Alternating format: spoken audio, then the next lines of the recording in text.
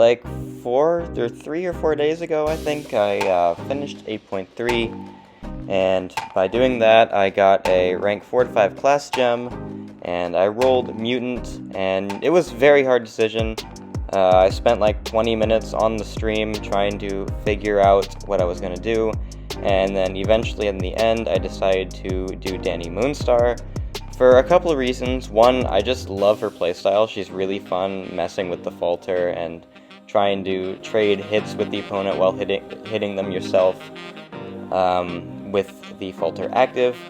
And I do think she could get rebalanced. I do think she could get a few extra bits and a few extra good pieces added to her kit, or just make her kit a little bit more, I guess, easy to use, maybe would be the better word to put, because there is a bit of timer watching with her. You do have to get things to line up correctly a lot, and that isn't always really easy. It is her biggest problem, probably. Her damage is pretty good. You're going to see this SP2 just wipe out Winter Soldier here. And granted, I do have the Gambit Relic, which does help a good bit, but even without the Gambit Relic, you're still hitting pretty decently hard, I'd say. I do think it's a noticeable difference, but not like a game-changing difference between her with and without the Gambit Relic.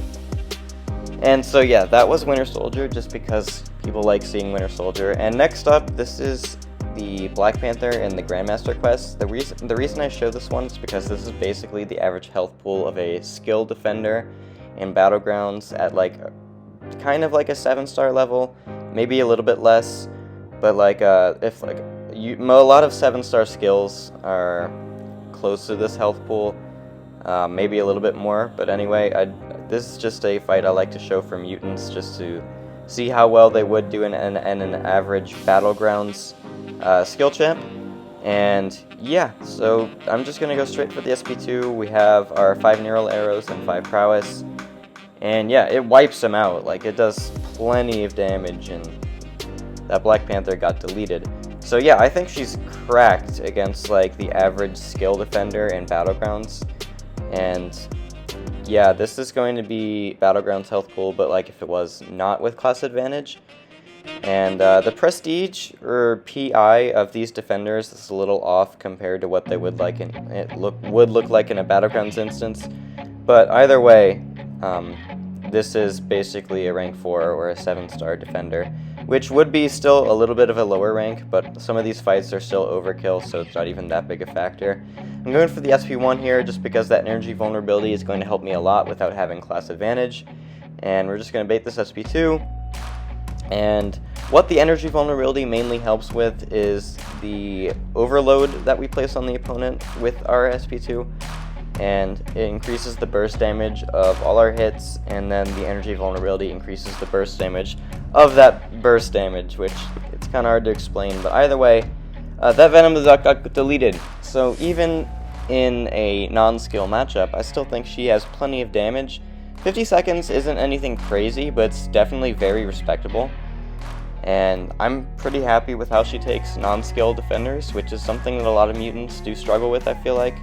It was kind of like Viv with Tex, where, or Viv with mutants, I mean, where was really only good against mutants because she struggled to kill any other defender, but then she got buffed and they fixed that. So next up, this is a Nick Fury, and this fight is being taken by my rank 4 Danny. I haven't had a lot of time to record Danny content with her at rank 5, so bear with me about the fact that this is a rank 4. I know I would have liked to have a rank 5 matchup, but it is what it is. I couldn't get it. And yeah, that was so stupid, man. 37-second Nick Fury kill. The way that works is in Danny's Sig ability, when a defender, I'm not sure if it has to be skill or not, when a defender purifies one of her Neuroshocks, she replaces it with a passive, and a Neuroshock prevents skill champs from healing.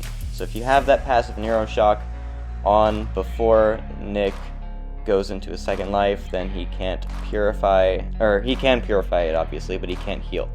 So then he just dies, which is pretty fun. And this is a Korg that I took on stream last night. It's an unduped Korg, so just do note that it's definitely not as difficult as another Korg, but Danny's still good against duped Korg because you have the Falter to make your openings a lot easier to do only light attacks. And while it is annoying to not be able to use medium attacks because you'll take damage, you do get those openings quite easily with the falter. The hardest part of the fight is just getting a starting intercept with your light attack. Once you get a starting intercept with Danny against Korgs, you're just chilling. And yeah, this Korg is almost dead. Next combo will do it, and yeah, that is Korg in Battlegrounds full yellow bar, 53 seconds, pretty good. And this next fight is in CavEQ. At this point of the video, I'm just kind of showing off fights for fun. It's not really like, okay, Danny is really good because of this, but just to see some fun yellow numbers and just having fun with my new rank 5, because, you know, that was one of the main reasons I ranked her up, was just because I love using her and she's fun.